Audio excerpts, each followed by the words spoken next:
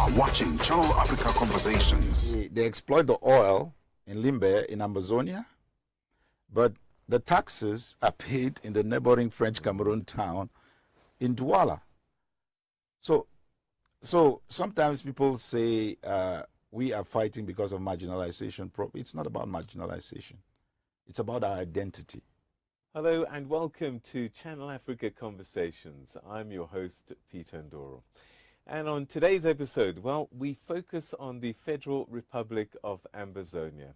And this is the Anglophone regions of Cameroon that declared independence from Cameroon in 2017. And sadly, it's been for a long time a region that's been embroiled in a conflict that's led to significant loss of life and displacement. Our guest today is somebody who's been pivotal in terms of advocating for the rights and the recognition of English-speaking population amidst this turmoil that's been playing out. Well, in this episode, we're going to try and shed some light on the historical context of the Anglophone-Francophone divide, the current state of what was known as Southern Cameroons, and explore the potential pathways to peace and resolution for Ambazonia. And to help us unpack this relatively little-known story of Ambazonia is the Federal Republic's Vice President, Mr. Dabney Yerima. Thanks very much indeed for joining us, and welcome to Channel Africa Conversations. Thank you, Peter, for having me. Well, let's start with the historical divide, because it starts in 1961, this story. Even though you declared independence 2017, it does go back decades. And we see it as a Francophone, Anglophone divide, but it's a little bit more complex than that, I believe. That is correct, Peter. And I believe when I had the opportunity to travel abroad, you know, I could deduce from people who knew about Cameroon as a French country. But how did that all happen? You know, French Cameroon had her independence on the 1st of January 1960. And they were the Republic of Cameroon. So when the former British Trust Territory of Southern Cameroons, which is now Amazonia, or some people call it Southern Cameroons, you know, they got their independence on the 21st of April, 1961. But by a fake plebiscite by the UN, Britain, and France, they decided that we'll get independence by joining Nigeria or French Cameroon, or the Republic of Cameroon. Let me use that so that your audience can understand. And so that plebiscite held, the fake plebiscite, and the results was that we were going to form a federation with with the Republic of Cameroon as two states of equal status. So the federal constitution, there's a clause in the federal constitution which state that nobody in any way should ever change the status of the country. That is a federal country. Then 11 years after that, in 1972, the then president, Amadou Ahidjo, you know, abandoned the federation and through a presidential decree changed the name of the country to the United Republic of Cameroon. So he didn't, you know, seek the concerns of our leaders. He used his big pen to do that. So our people petitioned, but to no avail because he had the military on his side. They had unpacked the Southern Cameroon's police and everything in our capital, Mboya, to Yaoundé. So they could do nothing. So that was when they started their assimilation and annexation policy. So the whole deal behind the federation was to annex and assimilate Amazonia.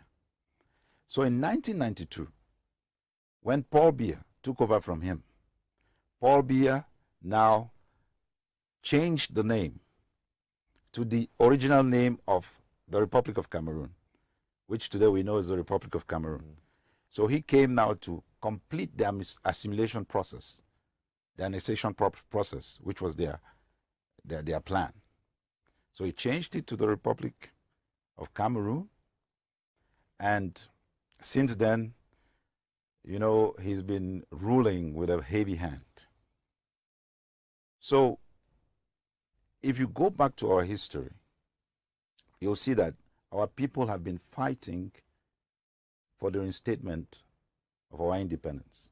They've made many trips, like our leaders, like Foncha before their death and Muna. They've made many trips to the UN to ask that they correct the wrongs of that plebiscite. But it has always fallen on deaf ears. And today, we find ourselves in a genocidal war going on because when all of these things were evolving,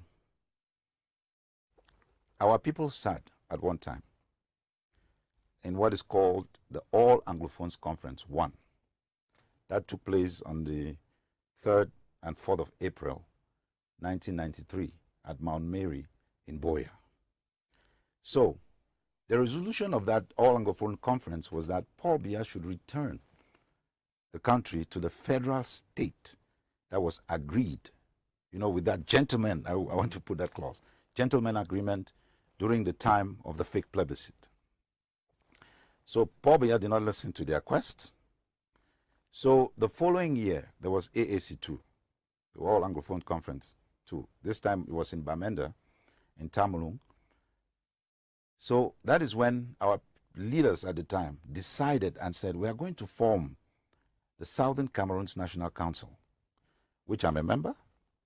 And that Southern Cameroon's National Council will become the governing body of the Southern Cameroon's people.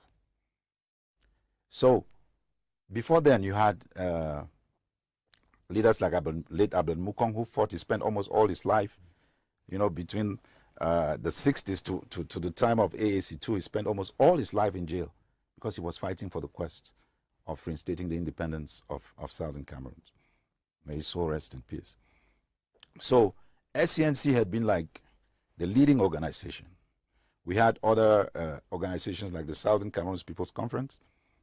We had the Cameroon Anglophone Movement that were fighting along SCNC to reinstate the independence of Southern Cameroons.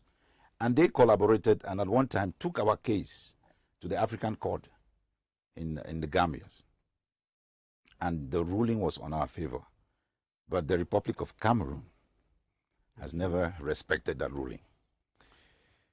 So why has Yaoundé wanted to hold on to Southern Cameroons?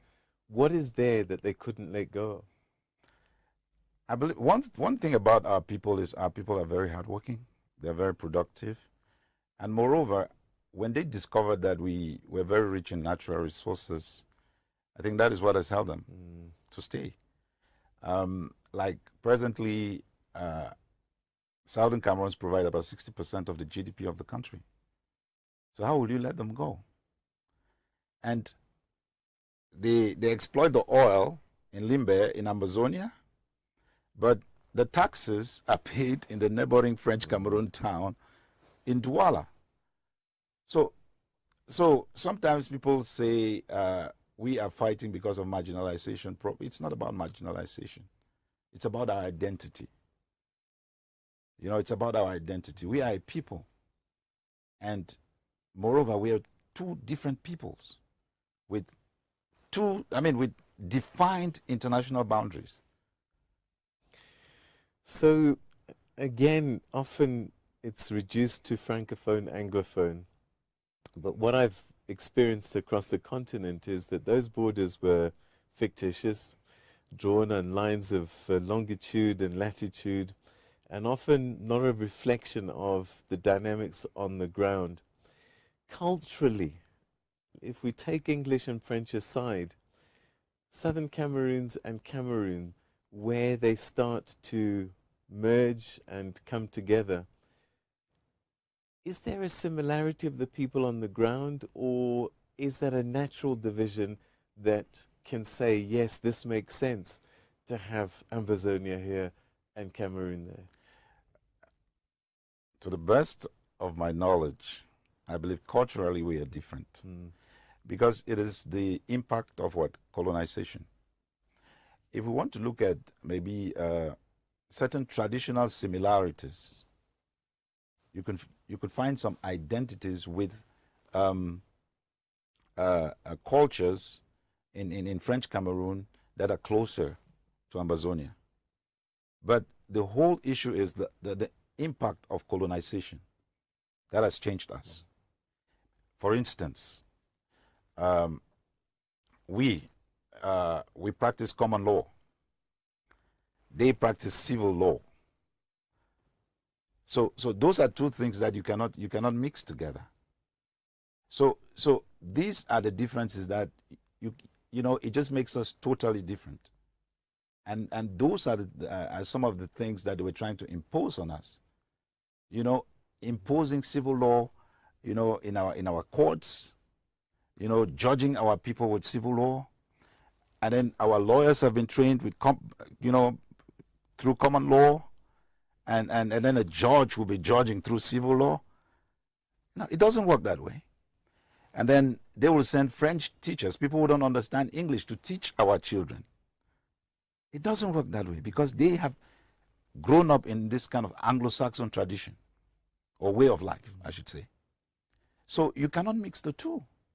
It cannot work. Yeah, we've seen in some countries where the governing party, the ruling people, will start to impose their culture and their ways on the minorities. Is that something that you've experienced where the Francophone way, I'll just use that inverted commas, has Yaoundé tried to impose that in the southern Cameroon? Correct. That's what they've done. And that is why, one, you'll hear the president say, Cameroon is one and indivisible. When and where did that happen? And he even sat in France, I think a couple of years back, and said, we try to assimilate them. But it's difficult because we are two different peoples of two different cultures. So that is the difficulty that they have. And they've tried to express that in our schools. They've tried to do that in our courts. It cannot work. And when our teachers and lawyers strike, it was just a public demonstration to say, no, this cannot happen. We cannot accept this. Judging our people with civil law, and then teaching our children, bringing teachers who are French speaking to teach our children, is unacceptable. And what happened was, as usual, they sent their military to brutalize the teachers. And when the teachers were brutalized, lawyers also brutalized, some wounded. That is when it dawned on our people the fight that the SCNC, SCAPO, SCAM, SYL has been fighting for the liberation of Ambazonia. And then it made our people now to say, okay, now let's come together and look into this critically. And our people decided to organize conclaves in Nigeria, where the Southern Cameroon's Ambazonian Consortium United Front was formed, that's CACUF, and later grew to the interim government. And if you will recall, I think you've seen some of those images online.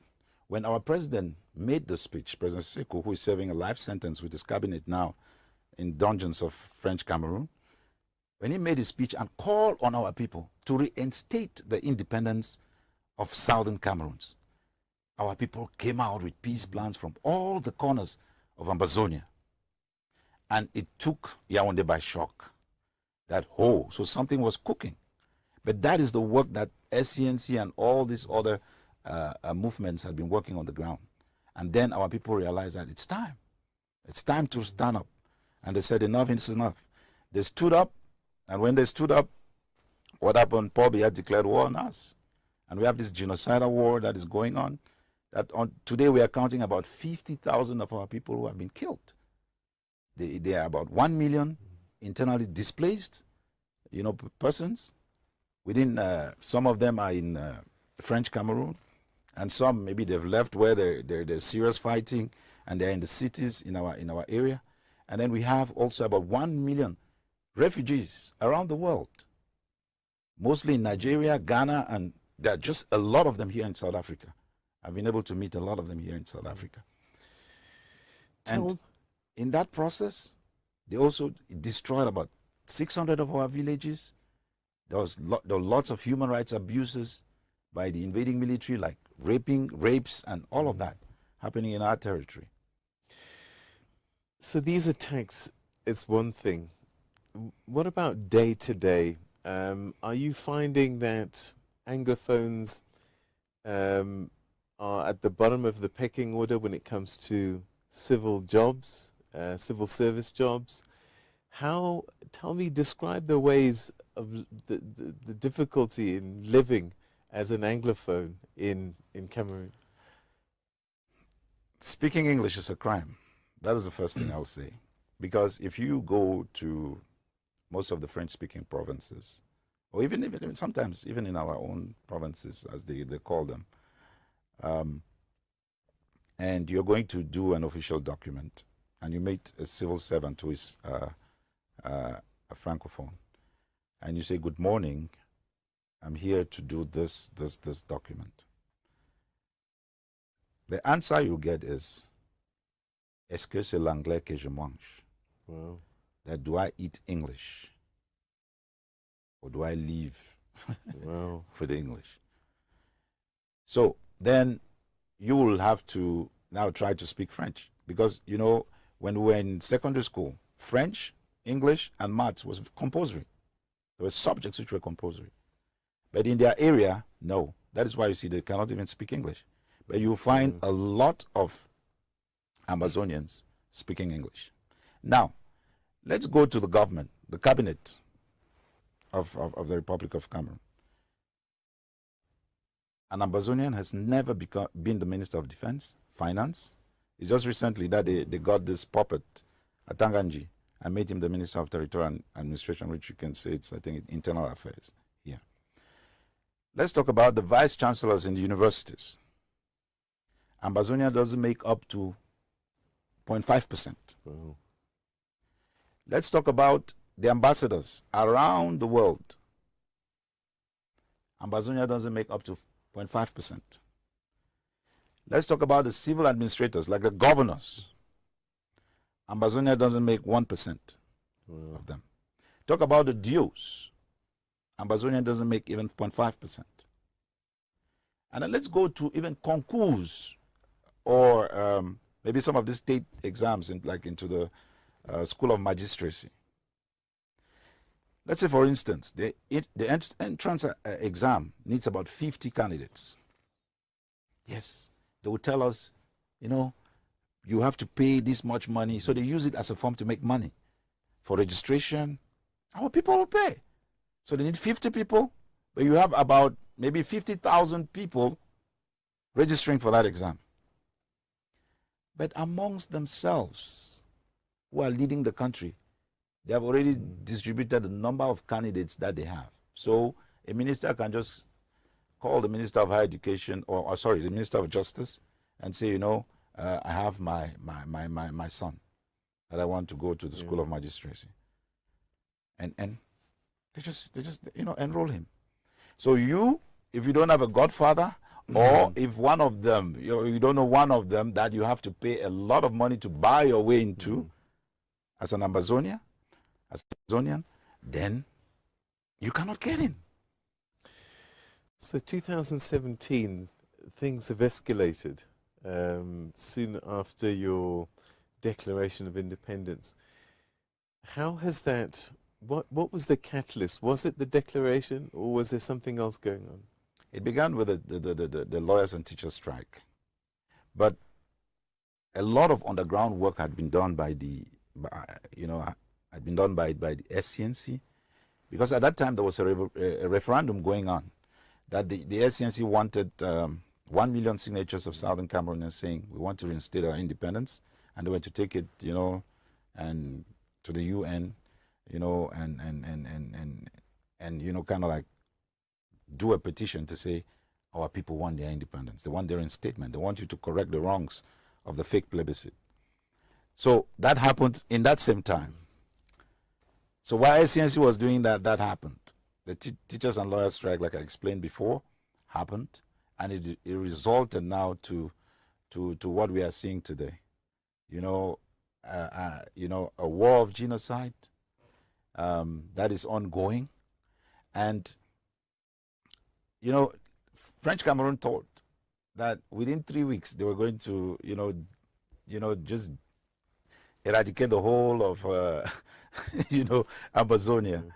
And some of them sat in their parliament, some of the ministers, they said, we'll just deal with those dogs, those rats, and they even called us 2 cubes of sugar that will just dissolve them so easily. Wow. So they thought they were going to use 3 months to do that. But today we are in 8 years and counting, resisting them. Is this the general feeling of all Francophonies, or is this the politicians just acting as if they're acting on behalf of the general population? Some of the Francophones, if you could watch some of their TV outlets, they have some of these debates about it.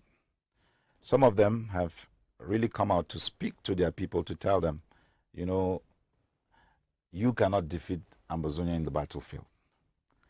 And they even educate them on the historical context to make them understand that there are no legal documents binding these 2 peoples together.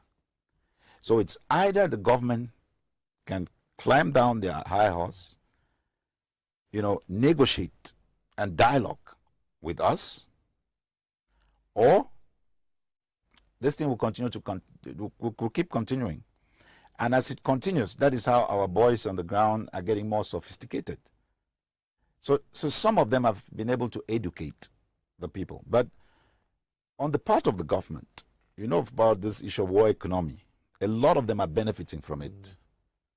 So they are making a lot of money out of the war, and they don't want it to stop. So it is a very complex situation, because the world always says, we want to organize dialogue between Amazonia and the Republic of Cameroon, but we don't know who to talk to.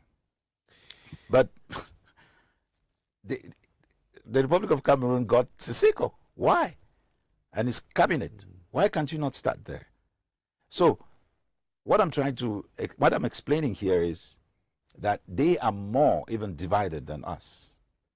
Because when you put us in one room, our main objective is the same. Maybe our way of getting towards that objective is different. But we are open to sit as stakeholders within our revolution, when it comes to very important issues like that, like negotiations, to sit down and agree that our experts should negotiate for all Amazonians. And that is why we are always prepared at any time, when La République has the goodwill for any negotiations, for us to go to that table with our experts and negotiate on behalf of Amazonia. Why hasn't the African Union and other international bodies, even the UN itself, been willing to listen and perhaps act on behalf of the people of Amazonia? There's a policy in the UN, which I may not quote who told me. I think it's a leader of a government. It's like, crash my back, scratch my back, and scratch your back. So it's a gentleman's club, and they are there to cover one another. So that is why no action can come out of out of the African Union, because we have sent petitions there, we've talked to diplomats there, we've talked to even presidents, head of states, and they always tell you, we have a diplomatic. The thing is, we have a diplomatic relationship with French Cameroon. We cannot, get into their internal issues. We say, no, it's not the internal issues. You need to understand the root causes of the issue before you can make that statement. And some of them have really shown their unwillingness to do anything. But then it gives us the courage to say, if we could resist them for 8 years, why not keep going on? And that is what we're doing. For the international community like the UN, I believe that most of the players who have shown some concern sometimes, for instance, the UN, I think they were just using it to like an opportunity to get their trophies from Paul Biya. When the UN Secretary General went to Yaoundé, Paul Biya gave him a gold status. And at that time, we were talking with his office, and they were talking more about reconstruction when a war is seriously going on. People are being killed on the ground. What do you want to reconstruct? That's what he was interested about. So we told them straight up that what we need is a fact-finding mission on the ground. Gather the facts, organize genuine dialogue between French Cameroon and Amazonia with a third party present. Some, maybe a third party with muzzle that can implement the resolutions of the dialogue. That is what we told them. And because he got his trophy, I believe now for the past how many years, we've not heard from his office. Is there a middle ground for both of you? Is there, if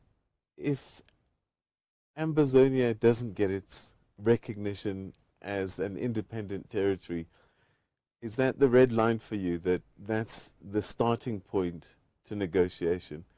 Or is there a way that you can be given some autonomy maybe and stay within the environs of Cameroon?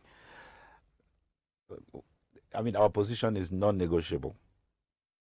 After 2 surveys by the late Cardinal Toomey and the Coalition for Dialogue and Negotiations, I mean, our people spoke loudly that they want their independence.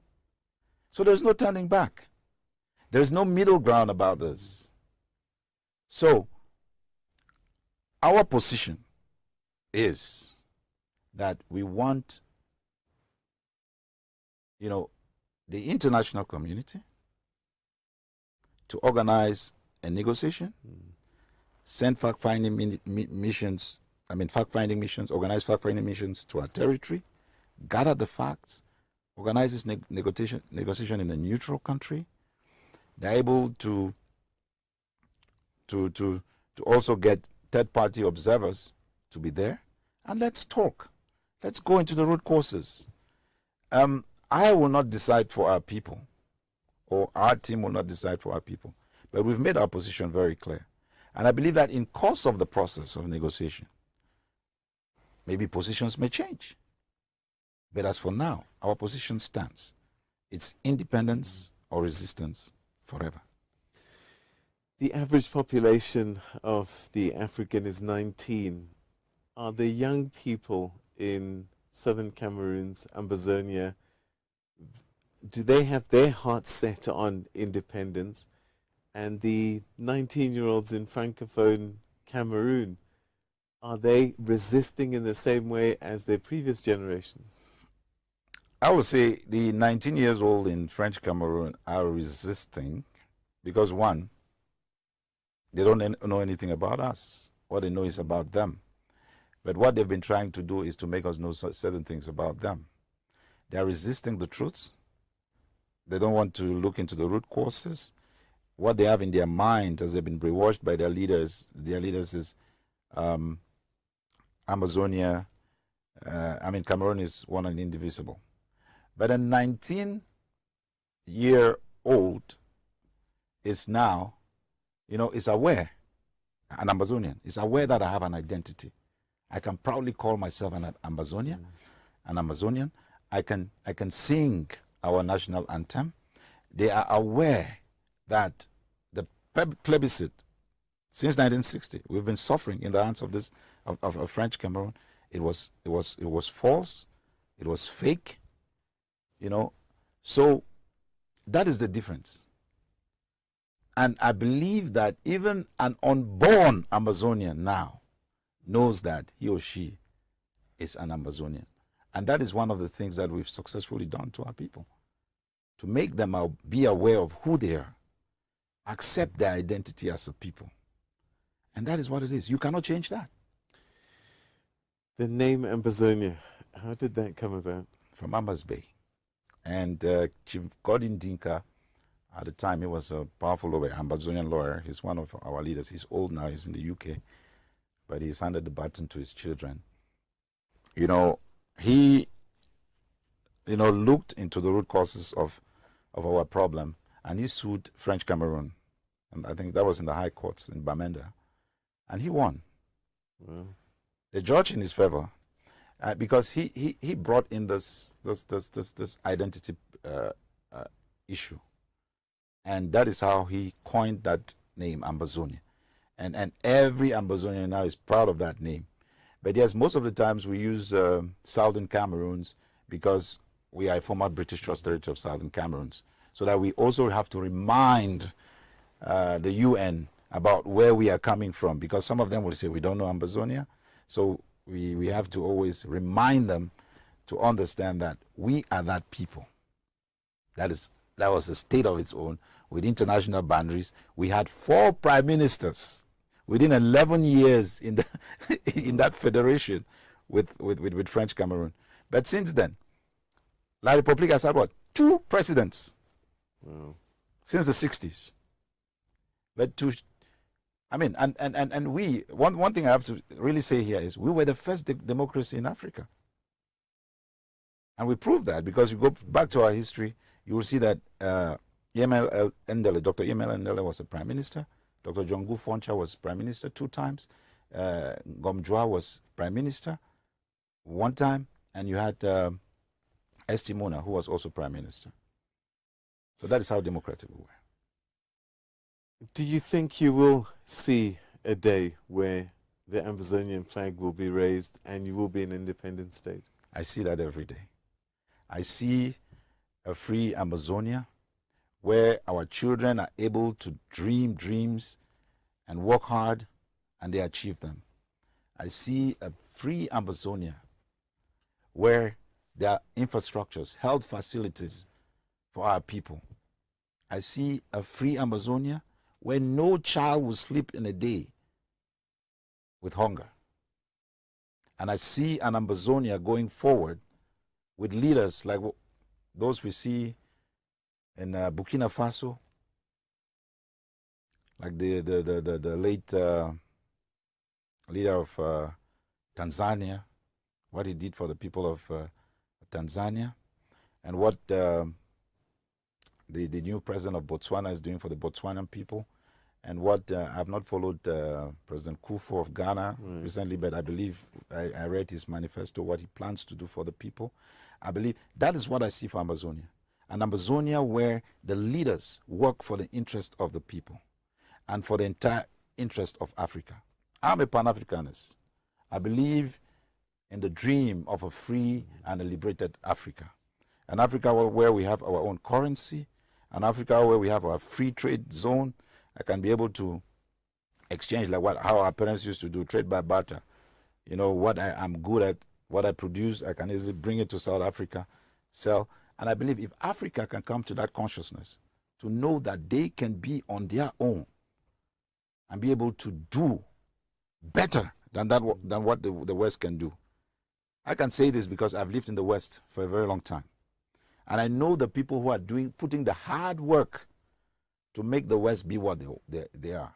It's Africans, immigrants who are doing that.